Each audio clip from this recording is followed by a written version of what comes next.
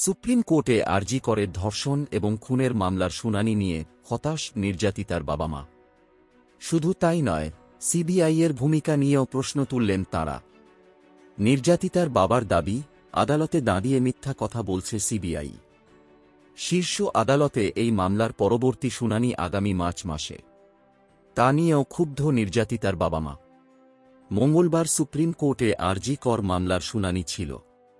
প্রধান বিচারপতি সঞ্জীব খন্না এবং বিচারপতি সঞ্জয় কুমারের বেঞ্চে আরজি করের ওই মহিলা চিকিৎসক পড়ুয়ার ধর্ষণ এবং খুনের বিচার প্রক্রিয়া নিয়ে প্রশ্ন উঠেছে।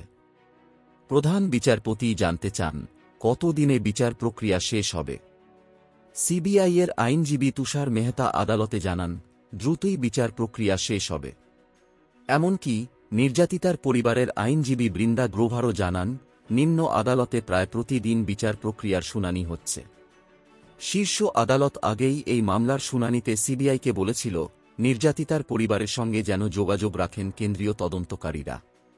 নির্যাতিতার বাবা মায়ের অভিযোগ, সিবিআই তাঁদের সঙ্গে নিয়মিত যোগাযোগ করে না। নির্যাতিতার বাবার কথায়, আদালতে দাঁড়িয়ে এভাবে মিথ্যা বলা যায়, তা আমরা জানতাম না। সেই মিথ্যার উপর সুপ্রিম কোর্ট নজরদারি চালাচ্ছে।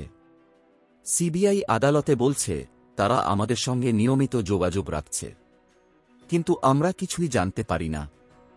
শিয়ালদহ আদালতে সিবিআইয়ের চার্জশিট জমা দেওয়া নিয়েও অসন্তোষ প্রকাশ করেছেন নির্যাতিতার বাবা।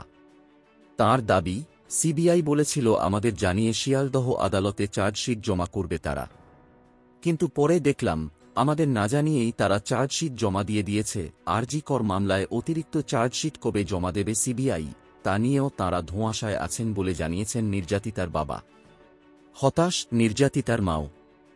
তিনি বলেন, আজও আমরা জানতে পারলাম না কেন আমাদের মেয়েকে খুন হতে হল। তবে সিবিআইয়ের কাজে হতাশ হলেও তাদের উপর আস্থা হারাচ্ছেন না নির্যাতিতার বাবা মা। মঙ্গলবার সুপ্রিম কোর্টে তাঁদের আইনজীবী বৃন্দা বলেন, দ্রুত বিচার চাইছেন নির্যাতিতার বাবা মা। তাঁরা আশা করছেন, এই ঘটনায় আর কেউ জড়িত থাকলে তা খুঁজে বার করবে সিবিআই।